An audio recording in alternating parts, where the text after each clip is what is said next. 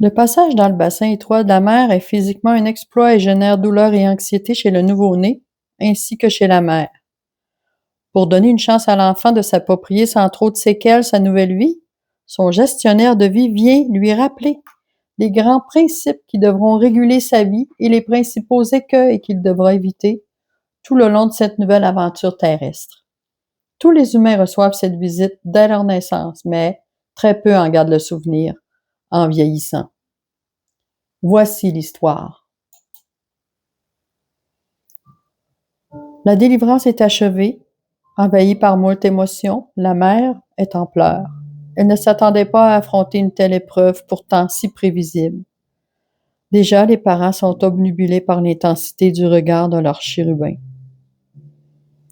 On dirait bien qu'il y a une âme d'adulte enfermée dans ce petit corps d'enfant, dit la mère. Quelle coïncidence! Moi aussi, je me disais justement que sa prunelle était d'une empoignante maturité, renchérit le père.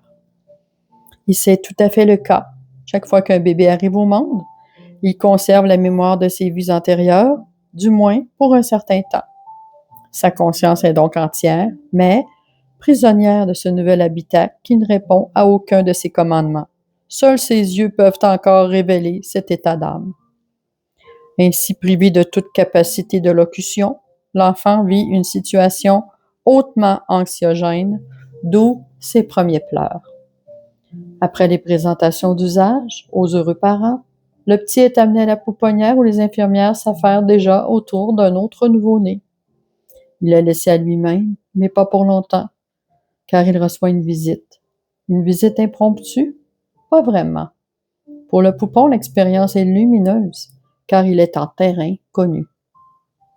Penché au-dessus du petit lit, un édénique visage androgyne baigné de lumière dorée l'interpelle. Difficile atterrissage dans ce monde, n'est-ce pas?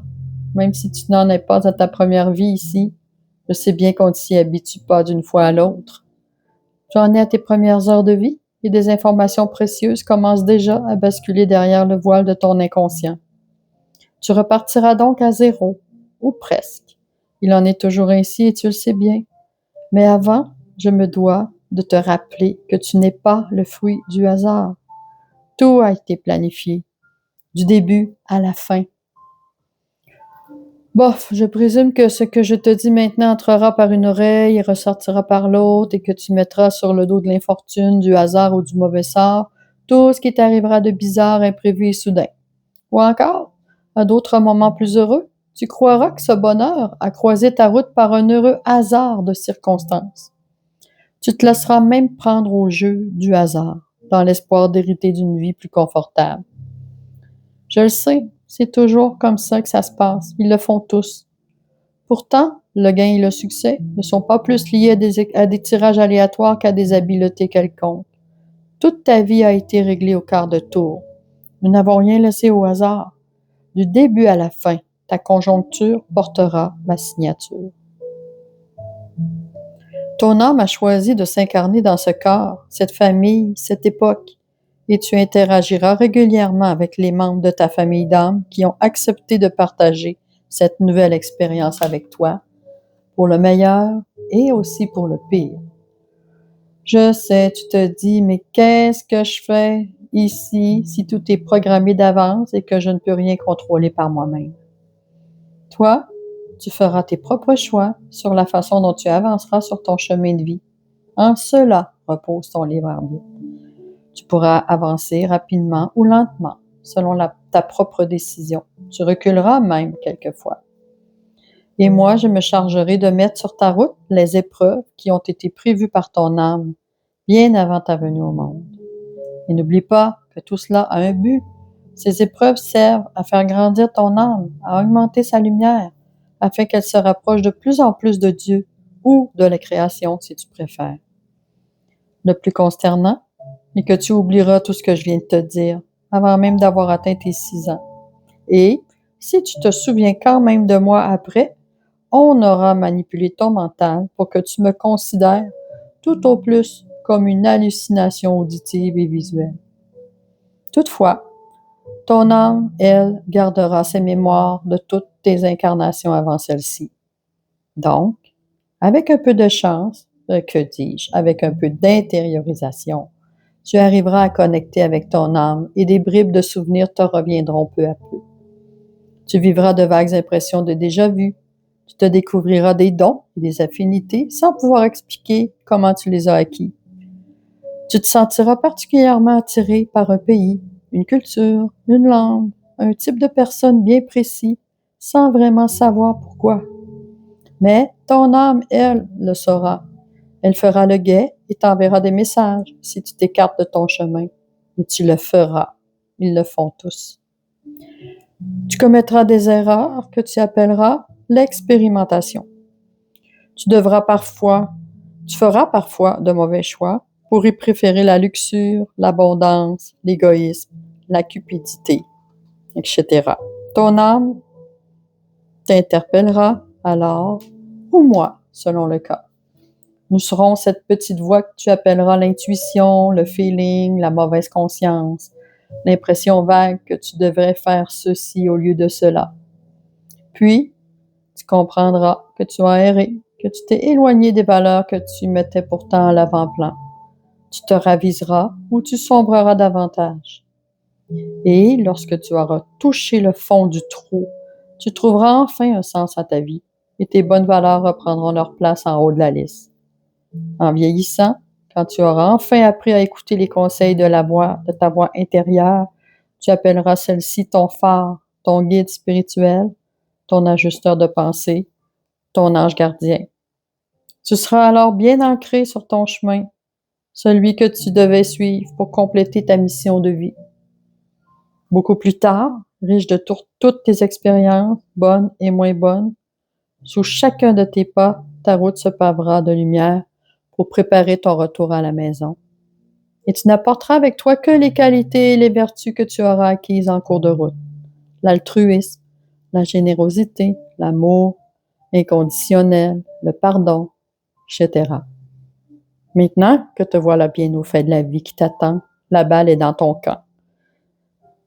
Que ta nouvelle programmation s'actualise sans trop courtiser le hasard. Quand tu arriveras au bout du chemin, je te ramènerai à la maison où nous ferons le point sur ton parcours. Puis, nous planifierons ta prochaine vie et ainsi de suite jusqu'à la fin de ton ascension. Je suis celui qui suivra tes traces à la trace sur ce chemin qu'on a tracé à l'avance juste pour toi. À tout hasard, sache que je suis et demeure ton gestionnaire de vie. Sans crier gare, le visage paradisiaque disparaît. L'enfant bascule dans sa nouvelle réalité, puis son cri strident retentit. Une infirmière rétorque aussitôt. « Wow! Quelle vibrante exclamation! Aurais-tu déjà quelque chose d'important à me dire, par hasard, petit? »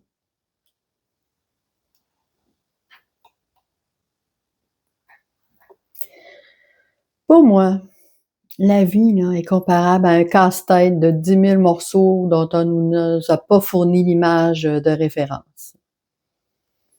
On n'a donc aucune idée de ce qu'on va devoir construire. On arrive à rassembler le contour en premier lieu, hein, parce que ce sont toujours les premiers morceaux, les morceaux qui ont un bord droit, un ou deux. Donc, on finit par faire en premier lieu ce contour qui nous permet de comprendre notre cadre de vie général dans lequel on va évoluer. Donc, je connais mon sexe, je connais certaines de mes qualités, je connais mes défauts, je connais le nom de ma famille de sang, j'ai déjà une partie de mon entourage de fait, je sais vers quelle profession je me dirige. Bon, tout ça fait que il y a une certaine partie de mon cadre de vie qui est déjà en cours et que je comprends. Puis, on finit par former des petits morceaux ici et là à mesure qu'on accumule des expériences, du vécu. Mais le problème, c'est qu'on ne sait pas toujours à quoi ça peut servir, ces expériences-là. Est-ce qu'elles sont même reliées entre elles? C'est souvent compliqué. La vie avance, le casse-tête se complète de plus en plus. Et là, tiens, tout à coup, au fil du temps, on commence à faire des liens entre les événements qui auparavant ne nous disaient rien. Et là, on comprend pourquoi tout ça. C'est quoi les liens? Ce matin, à mon réveil, je me suis rappelé ce rêve, un rêve tellement réel pourtant. Je dis un rêve, mais presque une expérience, je dirais, que j'ai fait il y a quelques années, où j'ai vu Marie dans le ciel qui avançait droit vers moi et en me regardant, elle me parlait. Par contre, j'entendais rien de ce qu'elle me disait. Puis, elle a passé son chemin et est arrivé plus loin dans le ciel, Jésus avec 2 apôtres, un de chaque côté. Ils se parlaient entre eux. Il a passé devant moi, a tourné sans me voir et sans me parler. Et pourtant, moi, dans mon rêve, je leur criais à Marie et à Jésus, mais rien ne fonctionnait. Pendant des années, j'ai cherché à comprendre la signification de ce rêve. D'abord, est-ce qu'il y avait un message? Est-ce qu'il y avait une signification à avoir de ce rêve? Est-ce qu'il y avait quelque chose vraiment à comprendre? Ça m'a questionnée vraiment durant plusieurs années. Le rêve, à tout moment, revenait me tourmenter parce qu'il était tellement réel. Puis, durant mes 2 années d'introspection, à un moment donné, dans le recueillement, ça la réponse m'a sauté aux yeux. Dans le fond, là, il me soulignait que je n'étais pas connectée à eux et qu'ils m'invitaient à le faire par leur présence, carrément. Ce que j'ai fait dans cette période d'introspection, par, le recueillement, la prière, j'ai commencé à faire des demandes régulières, et aussi à témoigner la gratitude, tout ça. Ce matin, quand je me suis réveillée, alors que je me préparais mentalement pour ma vidéo, d'aujourd'hui, je me suis souvenue de ce rêve et je me suis demandé quelle place Jésus et Marie avaient eue dans ma vie ou dans mes autres vies, en tout cas, quelle place exactement? Puis, en même temps, je me suis souvenue de cette voyante américaine que mon frère, qui demeurait aux États-Unis, consultait régulièrement. Mon frère m'avait offert une consultation avec elle pour me remercier de l'avoir hébergée quelque temps là, chez moi. Mon frère et sa conjointe la consultaient régulièrement et j'avais donc confiance là, en ce qu'elle allait m'annoncer. Lors de ces consultations, d'ailleurs, qui se sont déroulées séparément de leur côté et du mien, sans que ce soit prémédité, la voyante avait fait un rapprochement entre la femme de mon frère, ma belle-sœur, et moi. Lors de vies antérieures, l'une de nous deux était dans la famille de Marie et l'autre dans l'entourage de Jésus. C'est intéressant quand même, hein? Bref, ce matin, en me ramenant ce souvenir à moi, je me suis demandé, de ces 2 liens-là, lequel était le mien déjà? J'avais oublié. Alors là, j'étais obsédée là, par ma question. Et puis, bon, ben, j'ai fini par me lever du lit, hein, parce qu'il faut que la journée se fasse. Et en mettant les pieds au sol, par terre, devant moi, se trouvait ce rameau que j'avais rangé pourtant au-dessus du meuble où étaient rangés mes vêtements. Et il était là depuis que je suis arrivée dans ma nouvelle demeure, donc depuis près de 2 ans, il est resté là, sans bouger. Comment ce rameau a pu se retrouver par terre ce matin? Je sais pas, aucune idée. Ce rameau béni appartenait à ma défunte mère. C'est pour ça que je l'avais, gardé là, près de moi.